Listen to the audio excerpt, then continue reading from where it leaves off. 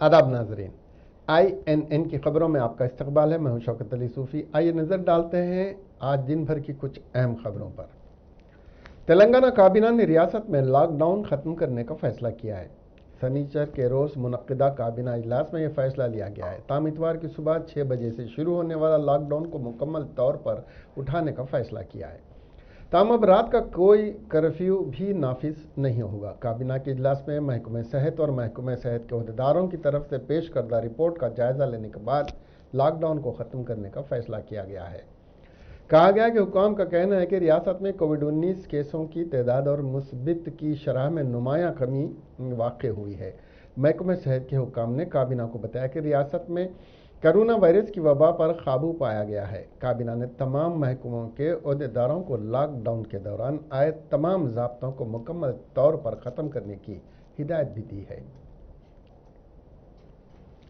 तेलंगाना के chief minister के चंद्रशेखर राव के दौरे वरंगल के मौके पर वरंगल के नाम की तब्दीली पर कयास आ रहे तेज़ हो गई हैं।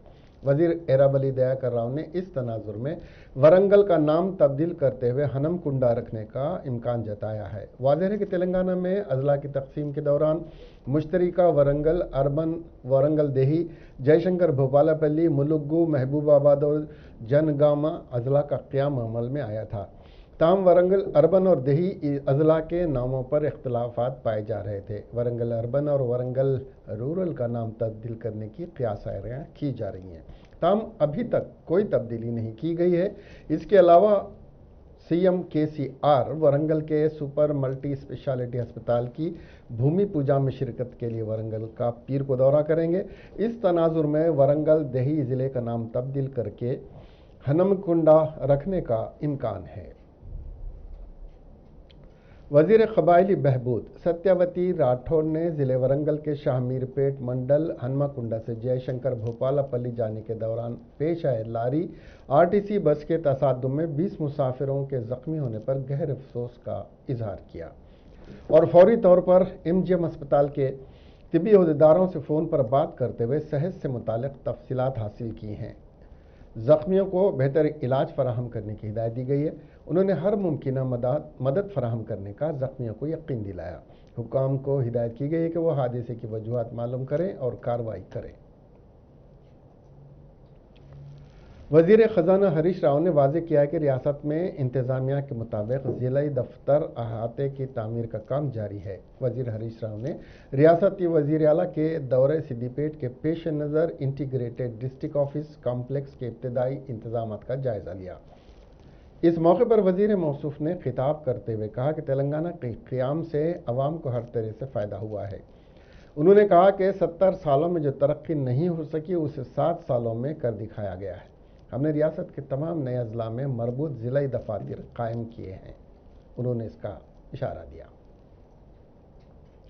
खम्मम के रुकन पार्लिमान नामा नागेश्वर राव ने उनके घर और कंपनियों पर ED के इल्ज़ामात की मुकम्मल तौर पर तरदीद करते हुए रद्दमल का इजहार किया है।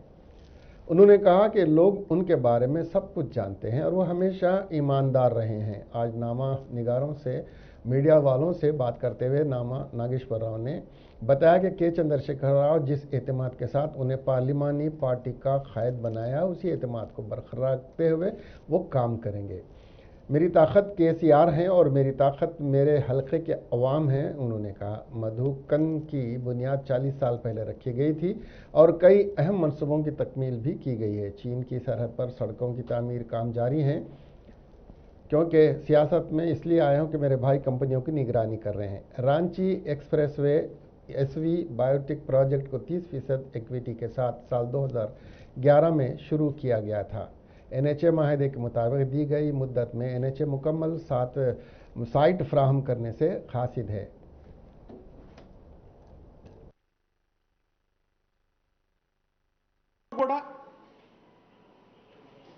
ఈ కంపెనీలు వేస్తున్నాం. ఇటువంటి తరుణంలో నేను రాజకీయాలకు రావటం, ప్రజలు నన్ను ఆశీర్వదించి 2 సార్లు పార్లమెంటుకు పంపటం, నన్ను పార్లమెంటుకు పంపటం వల్ల నేను ప్రజా జీవితంలో ఉండటం వల్ల నా నెక్స్ట్ జనరేషన్ మా బ్రదర్స్కి ఈ యొక్క బాధ్యతలు వారికి అప్పచెప్పటం, ఏ కంపెనీలో కూడా నేను ఒక డైరెక్టర్ కానీ డే టు డే ఇన్వాల్వ్మెంట్ కానీ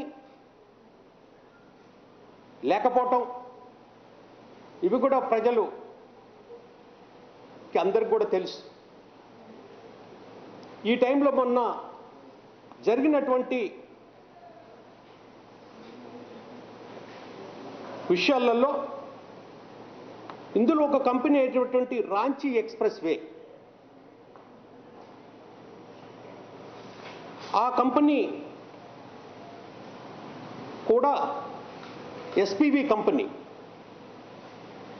బీఓటీ ప్రాజెక్ట్ 163 కిలోమీటర్లుతో బీఓటీ ప్రాజెక్టు 30% वजीर पंचायत राज एरावली दयाकर राव ने बीजेपी कायदीन पर इल्ज़ाम आयद किया कि सेंट्रल जेल की अराजी पर कायम किए जाने वाले मल्टी सुपर स्पेशलिटी हॉस्पिटल को रोकने की कोशिश कर रहे हैं, जबकि चीफ मिनिस्टर के फैसले से वरंगल की अवाम में मसरत की लहर देखी जा रही है। उन्होंने हफ्ते के रोज़ मीडिया से बात करते हुए कहा कि बीजेपी ने ना तो खुद अच्छे काम करती है और ना ही तेलंगाना अवाम की जानिब से किए जाने वाले इक़दाम को बर्दाश्त करती है। एरावली दयाकर राव ने बताया कि MJM हॉस्पिटल के अलावा वरंगल अर्बन में एक और रसी दवाखाना कायम होना यहाँ की आवाम के लिए खुश आइंदा बात है। वजीर पंचायत राज एरावली दयाकर राव ने बताया कि वजीर आला के चंद्रशेखर राव की क़ियादत में वरंगल रियासत का मिसाली ज़िले में तब्दील हो रहा है। తెలంగాణ రాష్ట్రంలో జరిగినంత అభివృద్ధి ఏ రాష్ట్రంలో జరగలే.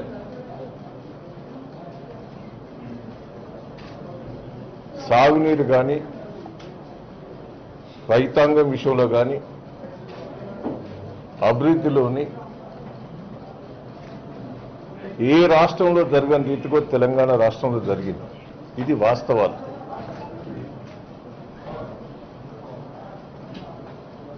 ఇవాళ వరంగల్ జిల్లా మొత్తం సస్యశ్యామలమైంది.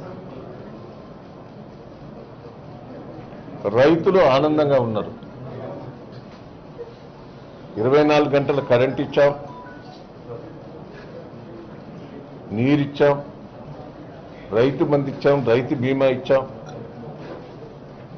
దేశంలో ధాన్యం కొనుగోలు ఏ రాష్ట్రంలో చేయని రీతికి ఇక్కడ చేశాం.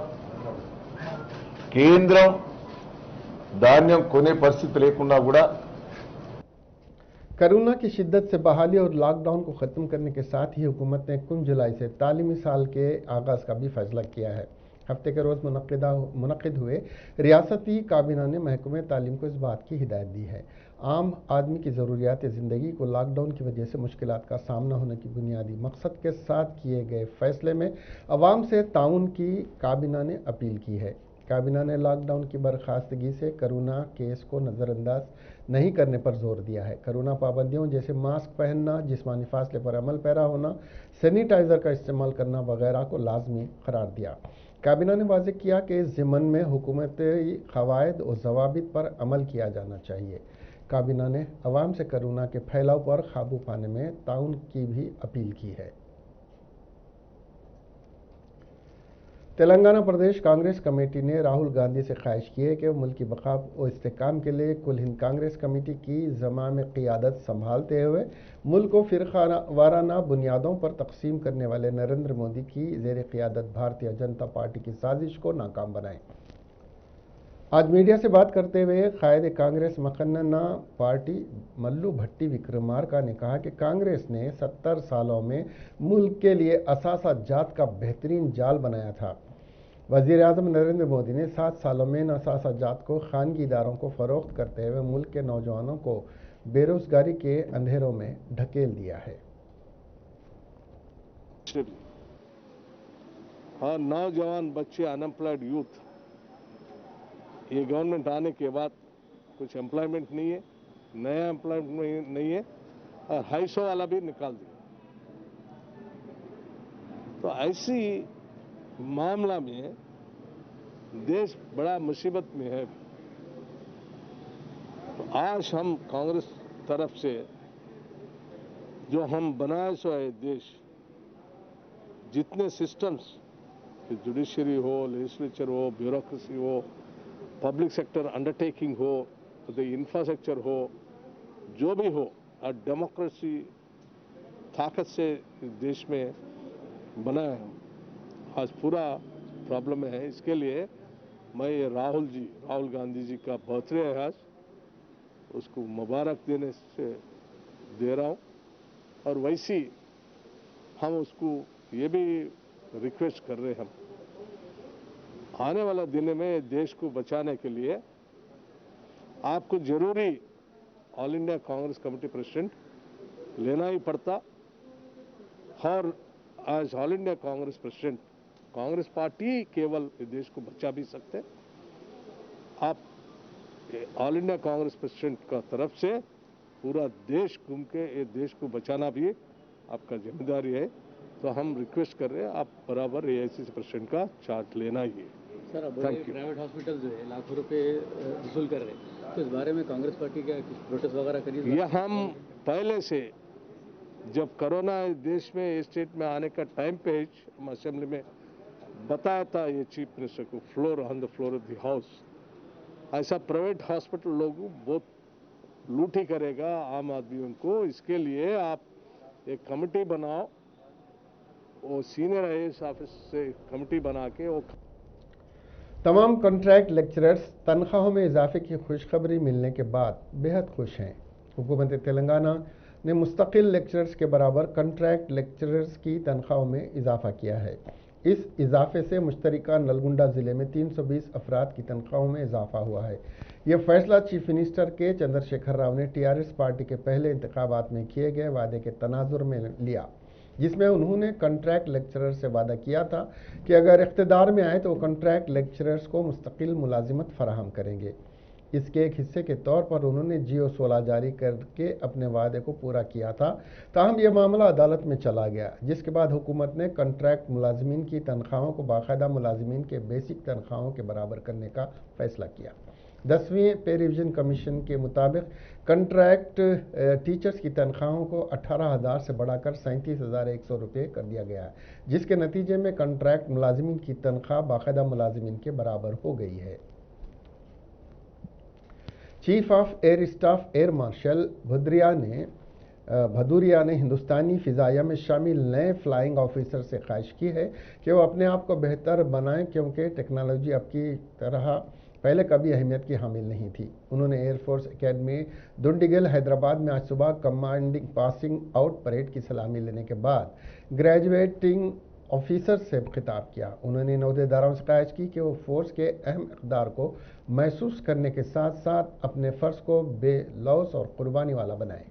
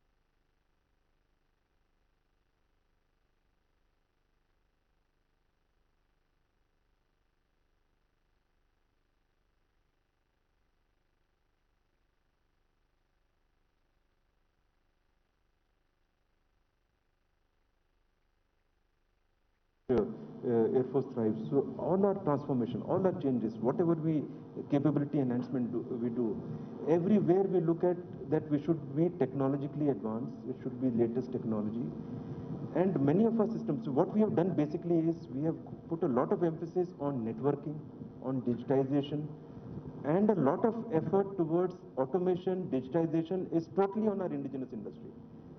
So if you talk of capability enhancement, it would translate into, let's say, indigenous weapons and sensors. Okay. Now, when you have those weapons and sensors, the sensor fusion is a major area. In that, there is technology. In that. Telangana Pradesh Congress committee के सदर का मसला एक अरसे से तातुल का शिकार हो चुका है, जिससे कांग्रेसियों के दरमियान अफरा तफरी का माहौल पैदा हो रहा है। आने वाले इंतखाबात को मद्देनजर रखते हुए जल्द सदर के इंतखाब की ज़रूरत है। तेलंगाना कांग्रेस के इंचार्ज रात देर गए सोनिया गांधी से मुलाकात करते हुए नए सदर के तकर्रुर पर बातचीत की। मानिकम टैगोर ने रियासत में कांग्रेस कायदीन से बातचीत तजावीज़ात हासिल कर चुके हैं, बातचीत भी मुकम्मल कर चुके हैं। वो मुकम्मल रिपोर्ट सोनिया गांधी को सौंप चुके हैं। सोनिया गांधी ने नए सदर के तकर्रुर के लिए ग्रीन सिग्नल दे चुकी हैं। मानिकम टैगोर की फहरिस्त में रेवंत रेड्डी, जीवन रेड्डी, कोमट रेड्डी के नाम शामिल हैं। इन 3 नामों से किसी एक कायद को 1-2 दिन में नया सदर मुकर्रर किए जाने की उम्मीद जग चुकी है। कोरोना वैक्सीन देने वाली नर्स ने फ़ोन पर बात करते हुए एक नौजवान लड़की को कोरोना वैक्सीन 2 मरतबे दे दी। यह वाक़या हैदराबाद के नवाही इलाके अब्दुल्लापुर मेट ZPTC में पेश आया। इस वाक़े में 21 साला प्रसन्ना लक्ष्मी ने वैक्सीन के लिए मुकामी सरकारी अस्पताल पहुंची। इस दौरान वैक्सीन देने वाली नर्स पद्मा फ़ोन पर गुफ्तगू में मसरूफ़ थीं। पद्मा ने इस नौजवान लड़की लक्ष्मी को कोविड से बचाव के लिए दी जाने वाले वैक्सीन 2 मरतबे दे दी, जिसकी वजह से नौजवान लड़की बेहोश हो गई और फौरी तौर पर इलाज के लिए वनस्थलीपुरम के एरिया अस्पताल ले जाया गया। डॉक्टरों ने बताया कि फ़िलहाल लक्ष्मी प्रसन्ना की तबीयत मुस्तहकम है।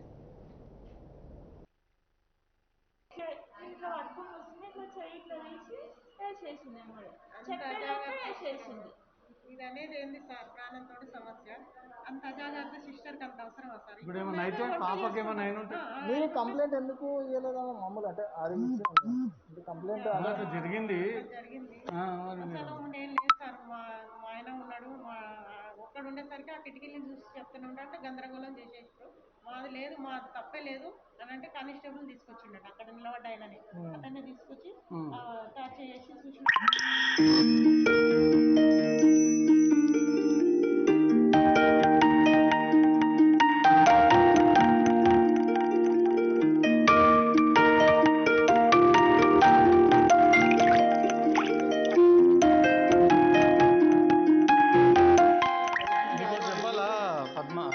లక్ష్మి, నీకు ఒకవేళ హార్ట్ బీట్ ప్రాబ్లం ఉంటే ఇప్పుడు నీకు శ్వాస ఇబ్బంది అవుతుంది.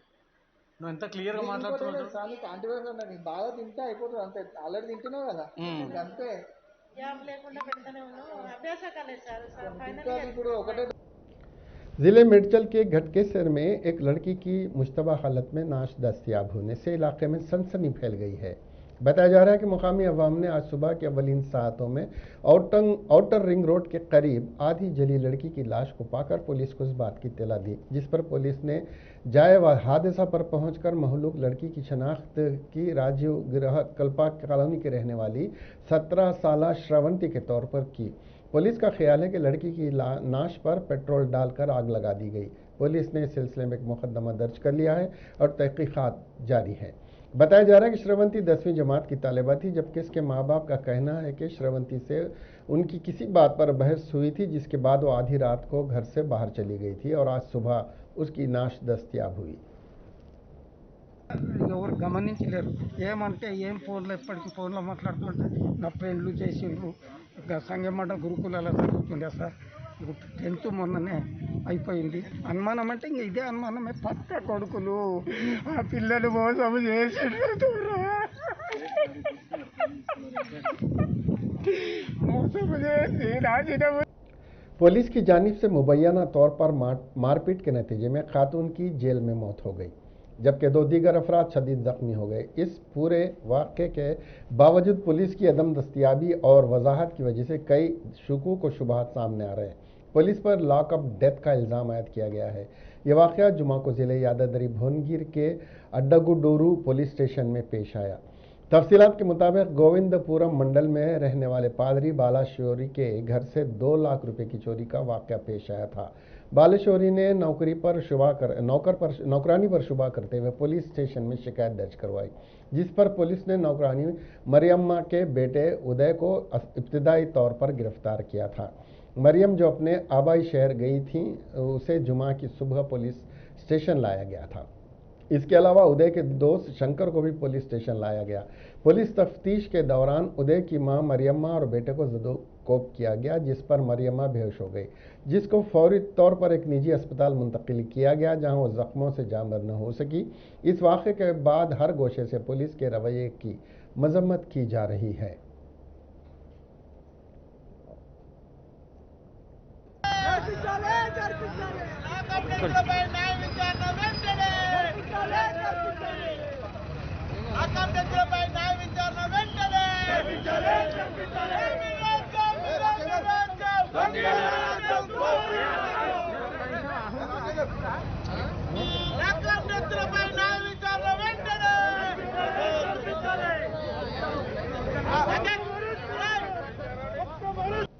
महाराष्ट्र की गाड़ी टावेरा तेलंगाना के ज़िले आदिलाबाद में हादसे का शिकार हो गई, जिसके नतीजे में 2 अफराद हलाक और 14 जख्मी हो गए, जिनमें 4 की हालत तशवीशनाक बताई जा रही है। महाराष्ट्र के नागपुर से हैदराबाद आने वाली बोलेरो गाड़ी बेकाबू होकर डिवाइडर से टकराकर उलट गई, जिसके नतीजे में 2 हलाक और 14 जख्मी हो गए।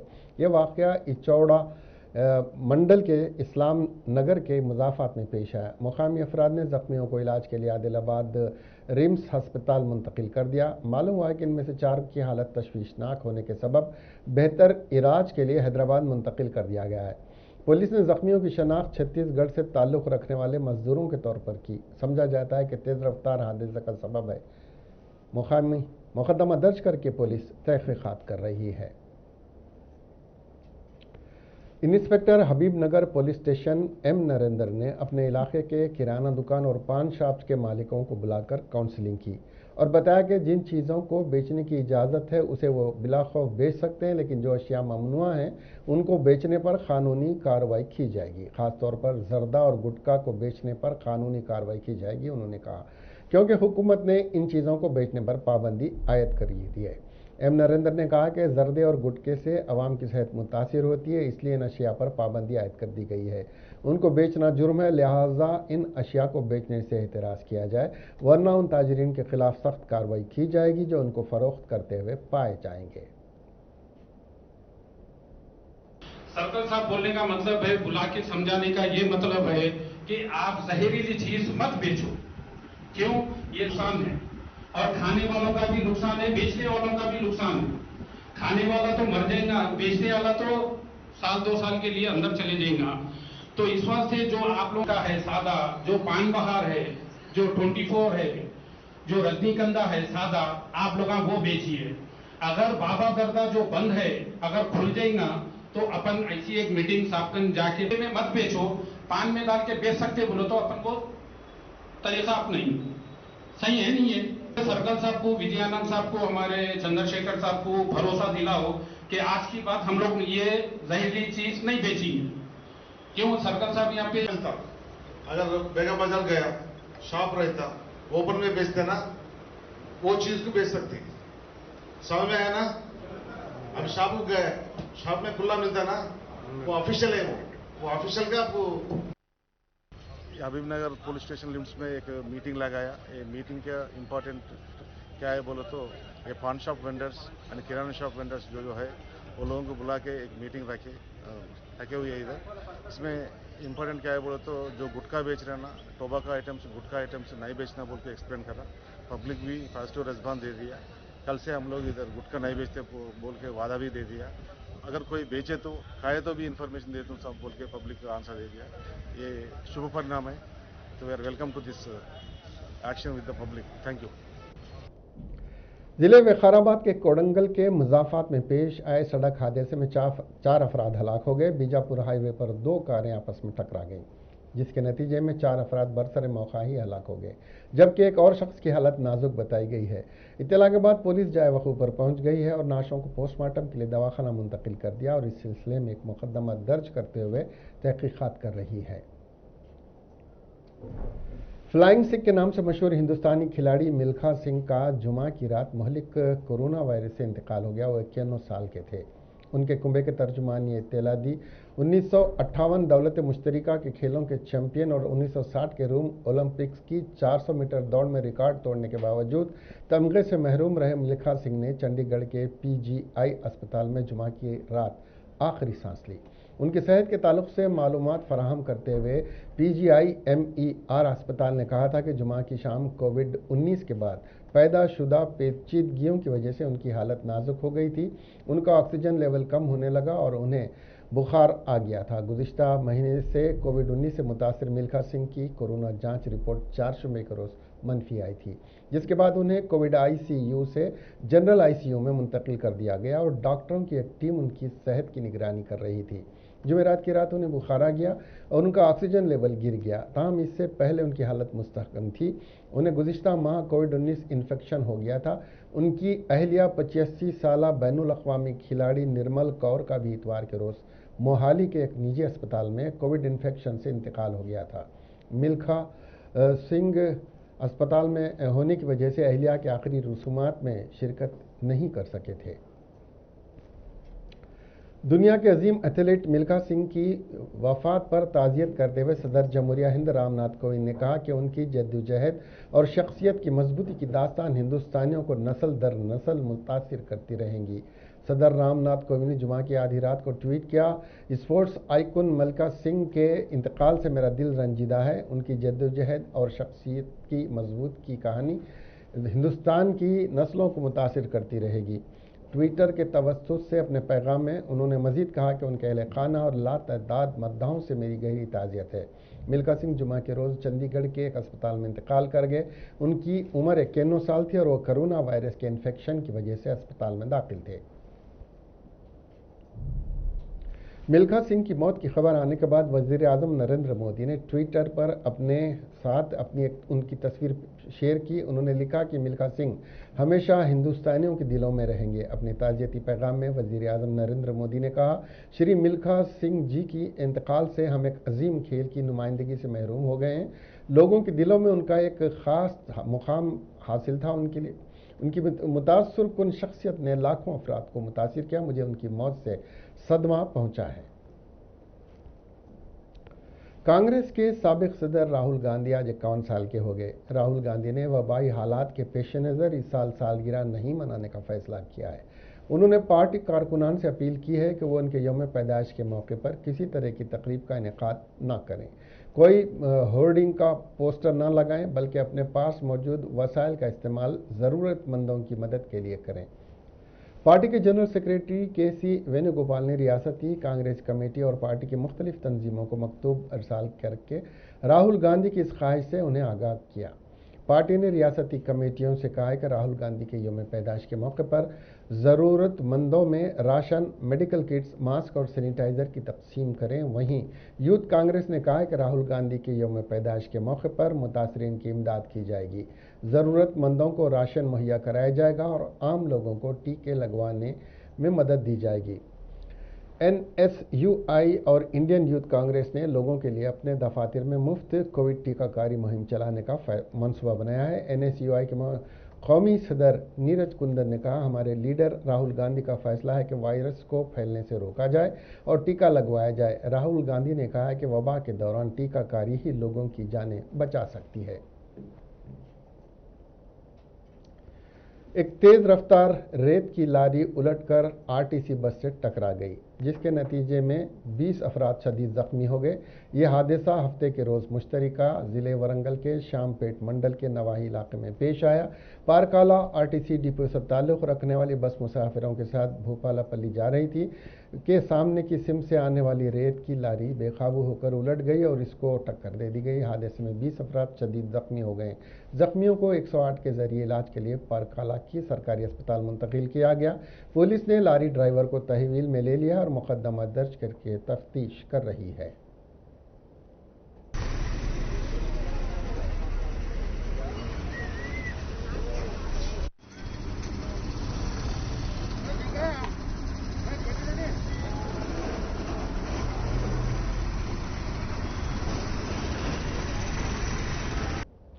इसके साथ ही ये खबरें यहीं ख़त्म हुई। अब हमें दीजिए इजाज़त और देखते रहिए आपका अपना INN चैनल। खुदा हाफिज़।